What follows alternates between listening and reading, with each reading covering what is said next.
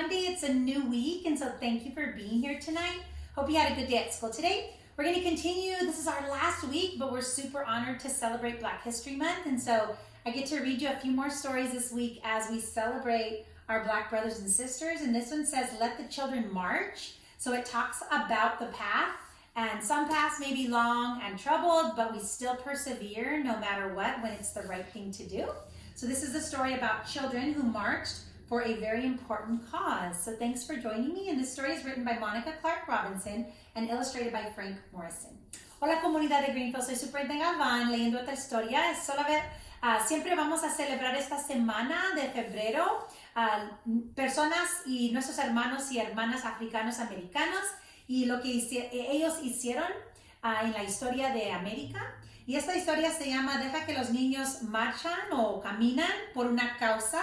Y este es un libro de su marcha y por qué lo hicieron y qué fue la cosa que ellos tenían en su corazón que tenían que defender. So, gracias por estar aquí con nosotros. Ojalá que su día fue muy fantástico. Y toda esta semana vamos a celebrar nuestros hermanos y hermanas africanos americanos. So, gracias. Thank you so much for being here. So here we go. We're going to read this story and see what we can learn. And it's actually not a story, it's expository text, which means it's factual and actual in the history of America. So 1963 is the year. In Birmingham, Alabama, I couldn't play on the same playground as the white kids. I couldn't go to their school, and I couldn't drink from the water fountains. And there were so many things I could not do in 1963. One warm spring night, my family went to church. We weren't there to have regular service. It was to hear Dr. Martin Luther King speak. We were there to make a plan. What kind of plan were they going to make? He wanted to raise an army of peaceful protesters to fight for freedom, his brown eyes flashing fire and love. Dr. King told us the time had come that we needed to march. If I march, Mama said, I'm going to lose my job. Sure enough. I can't march, Daddy said. I have a family I have to feed, and if I don't work, I don't get money, and I don't get to buy the food. The weight of the world rested on our parents' shoulders, but the burden this time did not have to be theirs to fight. Dr. King didn't like children being put in harm's way, so he was a daddy as well, after all, but he said that though we were young, we were not too young to wear our freedom and to fight for our freedom. Let the children march. They will lead the way, is his message when he spoke to them.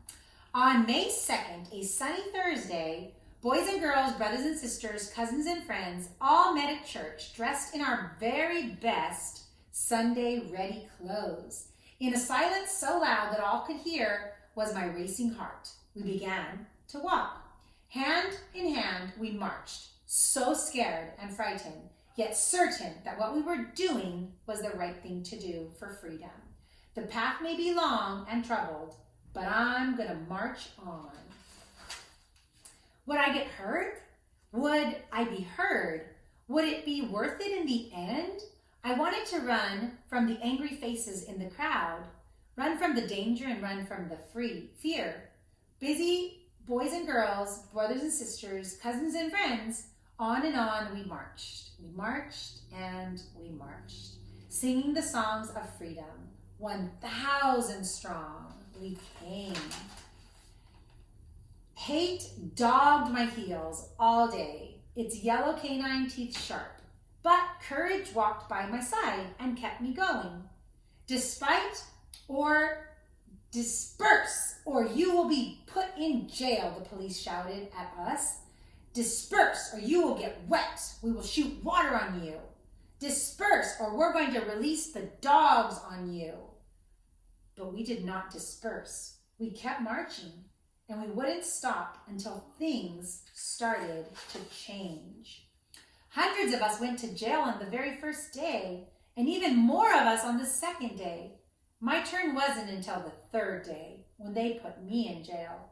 After I was sprayed by water, stronger than anything I've ever felt, rough hands pushed me forward and I fell to my knees into the police wagon.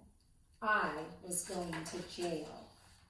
That night, crowded into a cell too small for even half of the kids, we sang, "We shall overcome. Ain't gonna let anybody turn me around, and freedom is coming." Our parents couldn't be there with us, but still we sang, wrapped in the proud and loving arms of our ancestors. I was still in jail, but we heard that the next day and the next day, more kids decided to march too. The water hoses they used to sting us could not stop our fierce tide. The path may be long and troubled, but I'm gonna walk on. Turn the other cheek, we said we had been taught. Show love when there is hate.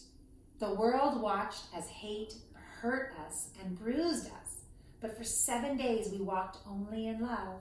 The jails swelled to bursting, and even President Kennedy took notice. Daddy and the president received letters and calls about us all over the world.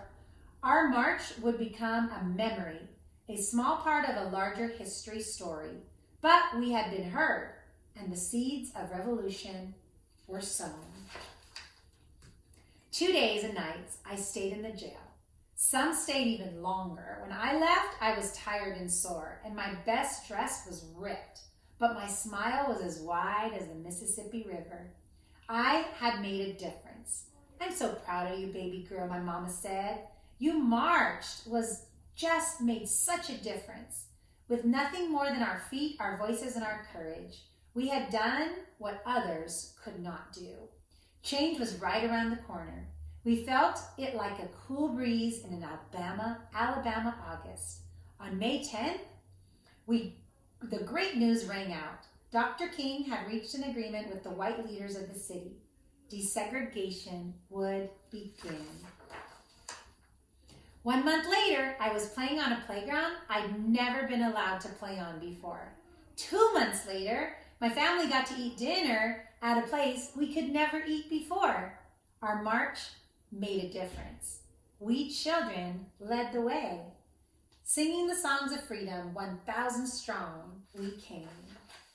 And that's the end. That's a true story of our history. And so because the parents couldn't leave their jobs because they needed to make the money, the children took to the streets to march because they believed that it was important for whites and blacks to be together. So thank you for joining me today. I'm so glad to be your superintendent. I wish you really sweet dreams, and I will send a great big bear hug from our family to yours.